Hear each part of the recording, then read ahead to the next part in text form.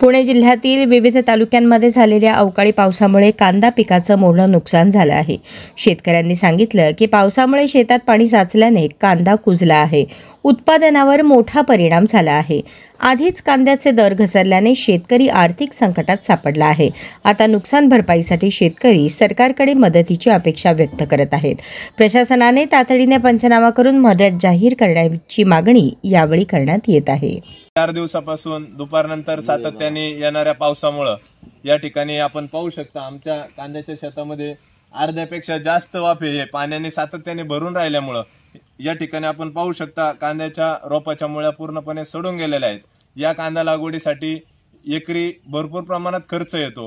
कांदा बियाणे, खत, औषधं, मजुरी या सगळ्या गोष्टी या ठिकाणी आवश्यक असतात।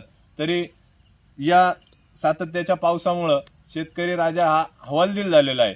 तरी या शासनाला आम्ही विनंती करतो की लवकरात लवकर या सर्व गोष्टींचे पंचनामे करून शासकीय मदत शेतकऱ्यांसाठी जाहीर करावी।